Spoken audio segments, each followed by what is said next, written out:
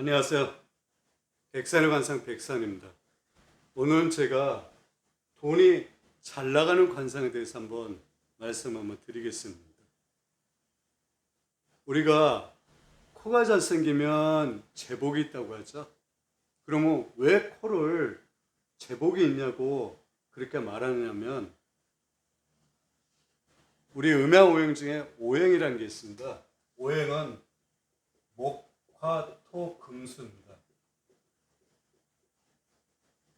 각각의 기운이라고 말씀을 드렸죠.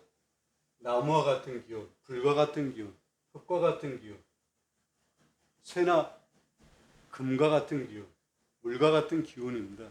기운을 뜻하는 것입니다. 그러면 오행의 상생이라는 게 있습니다. 상생은 서로 돕는 거죠. 이 옆에 있는 게 서로 상생하는 것입니다. 예를 들어서 목생화, 목은 화하고 서로 상생한다는 그런 뜻입니다. 그러면 이 코가 재백궁이라고 하는 것은 이 코는 우리 얼굴 중에 이 코는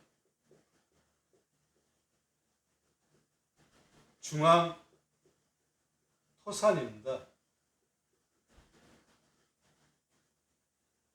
그러면 돈은 금이죠.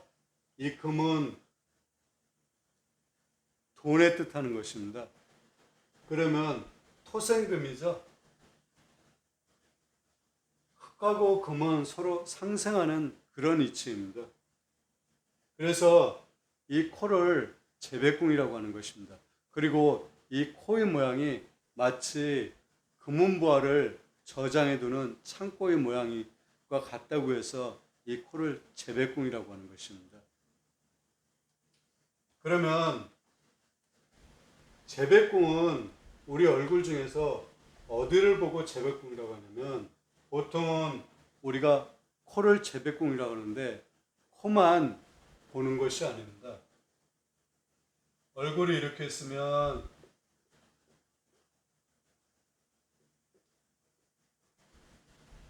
재백궁은 이 부위를 천창이라고 합니다. 이 천창을 봐야 되고 이 지고 이 턱을 봐야 됩니다. 턱이 잘생겨야 된다는 거죠. 그 다음에 이 콧방울을 봐야 됩니다. 여기를 금이라고 하고 여기를 갑이라고 합니다. 그리고 이 콧구멍을 봐야 됩니다. 콧구멍. 그리고 코 입구를 봐야 되고요. 이것을 전부 통틀어서 재백궁이라고 하는 것입니다. 재백궁은 재물하고 비단을 뜻하는 것입니다. 그래서 이 부위를 전체를 보고 재백궁이 좋은지 안 좋은지를 살피는 것입니다. 그리고 또 한 가지 눈을 반드시 겸해서 살펴봐야 되는 것입니다. 그러면 돈이 잘 나가는 관상 첫째, 둘째 제가 두 가지를 준비했습니다. 코가 위로 향한다. 코가 이렇게 들린 사람들 있죠? 우리가 일명 들창코라고 합니다. 그러면 정면에서 할 때 콧구멍이 환하게 보이죠?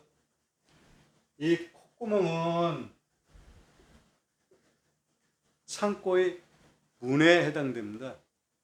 금은보화가 가득한 돈이 가득한 창고의 문이 정면에 갈 때 콧구멍이 보이게 되면 문이 활짝 열려 있는 상태입니다.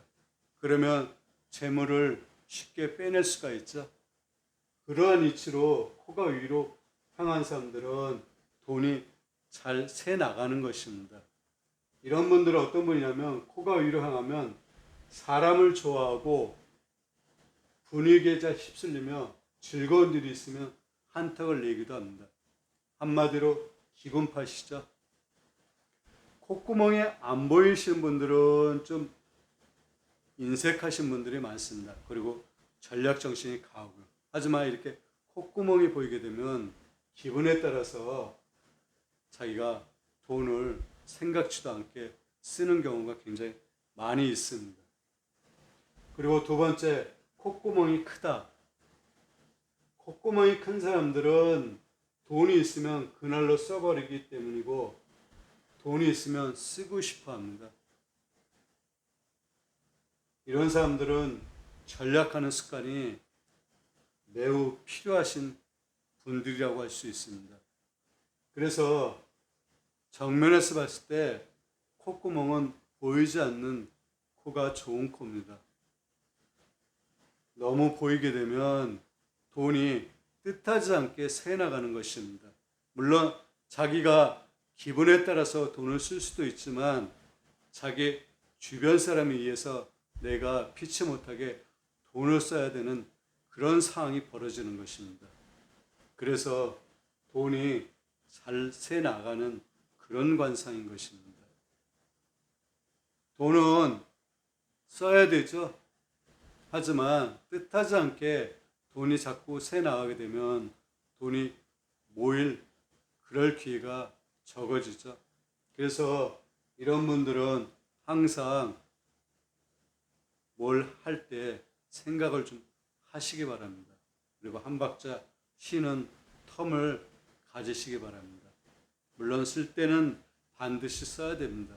하지만 쓸 때 잘 쓰는 사람이 정말 돈을 잘 쓰는 그런 사람이라고 할 수 있겠습니다.